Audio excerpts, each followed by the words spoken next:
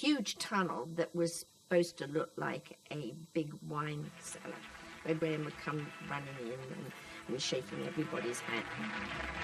My memory of him, and I think it's a very important memory because it's another stage forward, that was meeting the audience much more.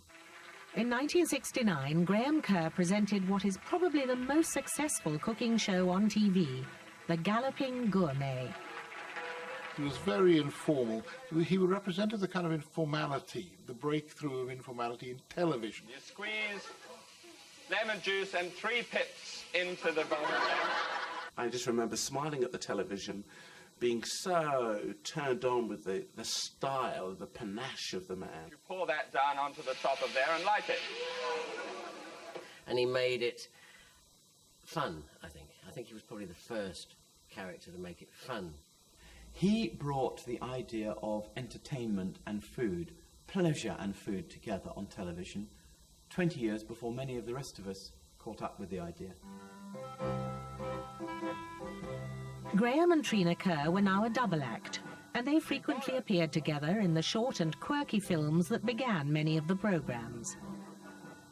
She was supposed to be a formidable personality, and in fact, many ways, the person who made him. She was his producer, and in the early days, I think also his director.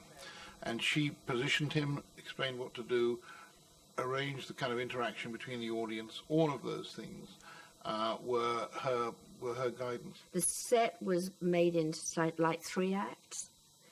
So bringing the theatre in a strange way into television. So this was Act 1, where the story was told. He came through from telling his story. He could go straight into the kitchen. We ought to have a little soul music whilst we're doing this, don't you? Just a trifle little soul music. The actual set itself had this terrible sort of Playboy's penthouse type of style. You know, I think it had sort of rough stone walls.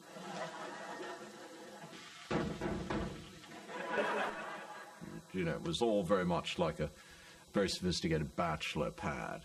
And he came across as a man of the world, you know, very sort of Bond-esque figure. Only, surprisingly, he was dealing with food. You add to that half an onion. Now, half an onion, which is finely sliced, up into the most incredibly thin slices that you can possibly manage. You see, like that. All right. Now, this you like that?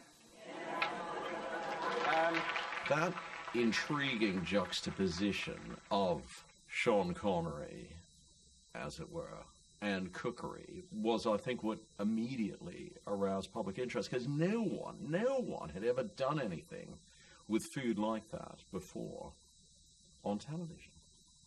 Sitting there in solitary splendor with Trina, very early one morning, just after we'd had that dip, we had breakfast right at those tables there. Nobody else around, and we had eggs Benedict. I wanted to go around the world. That was my thing. I didn't want to just read it out of a book. I'd done that stuff and pretended that I knew. And to pretend, now that we had a budget where you could actually do it, and I could learn about it and taste it on location, this is fabulous stuff for me. Season beefsteaks and sear in hot, clarified butter, then set aside. Add mushrooms to the pan and flame in brandy. Set aside. Mix foie gras, brandy and cream in the pan, then add horseradish sauce.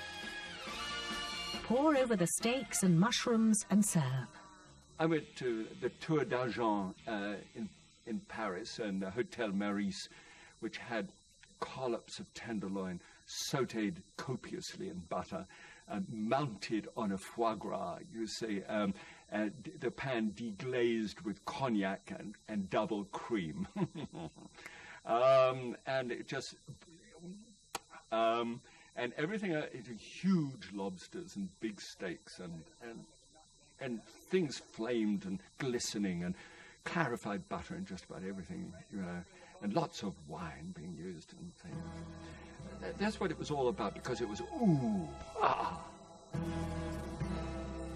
he was absolutely top of the ratings in Britain. He was at the top of the ratings in the States, and he was at the top of the ratings in Australia. And for all I know, he may have been in Canada, New Zealand, and points west. But he was a world phenomenon. The appetite for the Galloping Gourmet was huge. The schedule for Graham and Trina travelling around the world and raising a young family was punishing.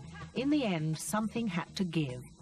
We had huge amounts of money. It was just more than we needed to have, and all that faced us was we had 650 shows to make in a series, and we made 195 new shows a year, and there wasn't time to breathe.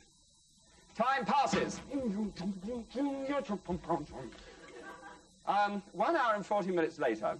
Our kids, we posted notes to them on the refrigerator. We used to go in at 11 o'clock in the morning, get back at 11 o'clock at night, so we never saw the kids. And then our daughter tried to commit suicide, and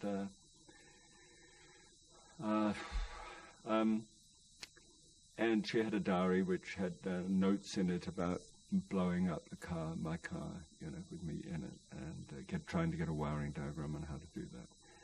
And so, obviously, this is not exactly what you would call a happy time. When you really think about it, the television, great success. But, oh, what a devastation to relationships and family and life, really, when you really think about it. But we came through. With that also, a nice flame... Many of Graham's meals were, of course, swimming in calories. I want you to know that if you're believers and devotees, as I am, in the drinking man's diet, which is how I stay my sylph-like self, then you should be aware of the fact that this is absolutely nil. It doesn't contribute 1 single ounce to your girth. You little liar! He was the first and one of the very few television chefs to actually sit down and eat a meal on camera. Putting food into your mouth is not something that makes pretty television. And it wasn't the Nigella sort of doing the lascivious, you know, soft porn stuff. Or Jamie Oliver going, wicked, this is wicked. Absolutely. The camera would come across the audience, and every face, every jaw was open. They were eating what he was cooking.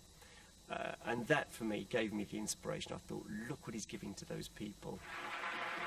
This is what makes good television, a well-paced programme that ends with a dramatic finale. And it, of course, had that marvellous moment when the credits roll and he literally gallops across the stage to the audience and hauls someone out, and they become his partner for the meal. And I think even as a small boy, I used to fantasize that that person might one day be me. That was it. You know, it was a very strange program, and kids loved it. Graham Kerr was one of my biggest inspirations.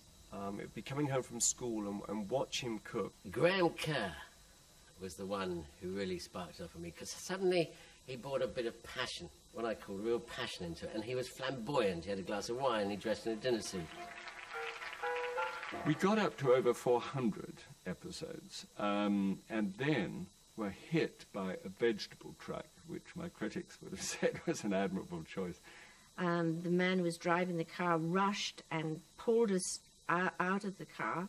I was partially paralysed down one side. Trina was very traumatised by the whole thing.